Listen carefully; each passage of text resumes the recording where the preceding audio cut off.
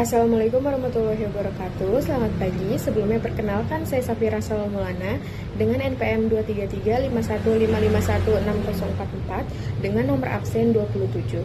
Di sini saya akan melakukan pembahasan mengenai reformasi birokrasi di Indonesia untuk materi tugas 2 sebelum UAS.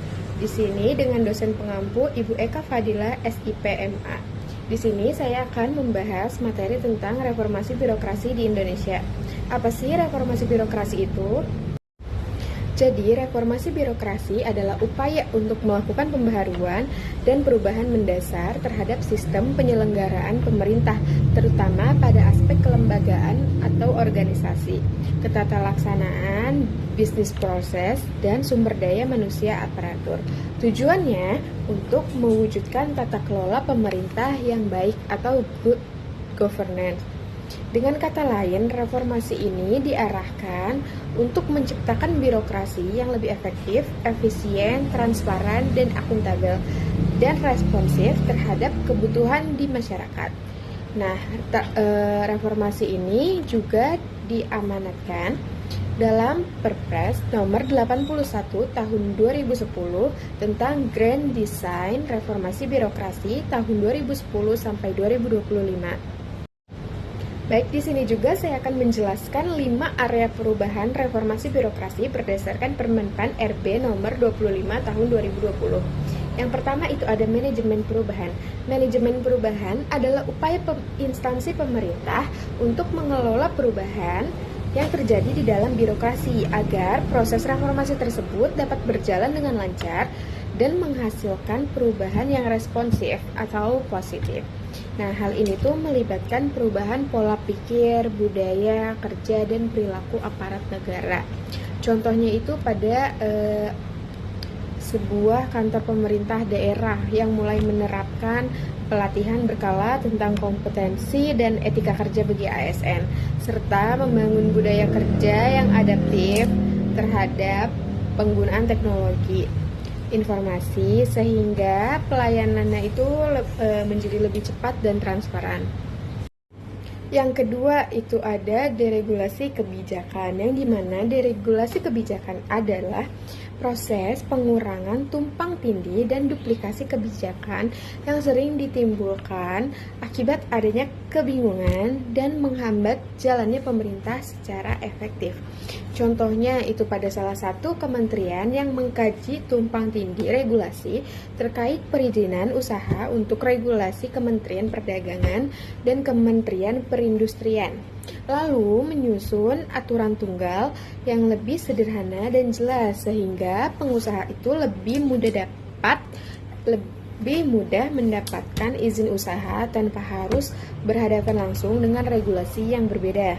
Yang ketiga, adanya penataan organisasi, yang dimana penataan organisasi ini adalah sebuah proses yang mengatur kembali struktur organisasi pemerintah agar sesuai dengan kebutuhan dan visi misi instansi, sehingga menjadi lebih efisien dan efektif dalam pelayanan publik.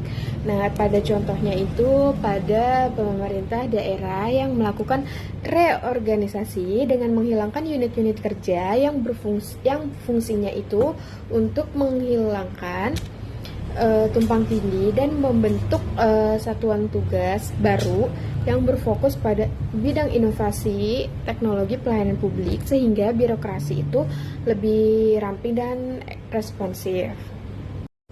Nah, yang keempat ini adanya penataan tata laksana atau bisnis proses, yang dimana penataan tata laksana itu berkaitan dengan bagaimana aktivitas kerja di setiap unit organisasi yang dijalankan secara sistematis dan terstandarisasi agar tujuan organisasi itu bisa tercapai dengan optimal.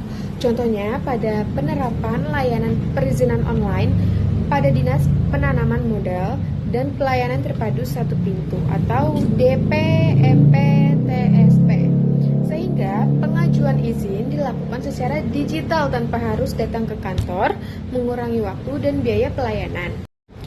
Yang kelima, penataan sumber daya manusia atau SDM yang dimana penataan SDM itu adalah pengelolaan dan peningkatan kompetensi, kapasitas, dan kapabilitas ASN agar memiliki profesionalisme tinggi dan mampu menjalankan tugas secara optimal.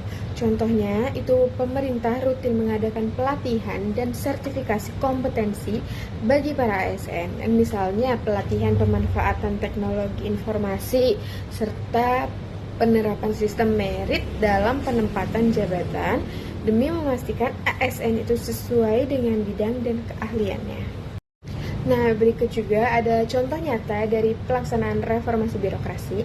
Yang pertama itu di Kabupaten Banyuwangi, Jawa Timur, yang dimana mereka menerapkan sistem reformasi birokrasi berbasis masyarakat dengan inovasi layanan publik melalui teknologi informasi, di mana mereka memberikan akte kelahiran sesaat setelah bayi lahir yang mempercepat pelayanan administrasi kependudukannya.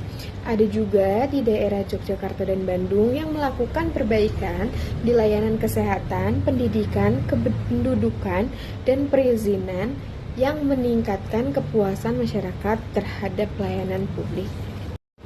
Sekian penjelasan reformasi birokrasi di Indonesia dari saya.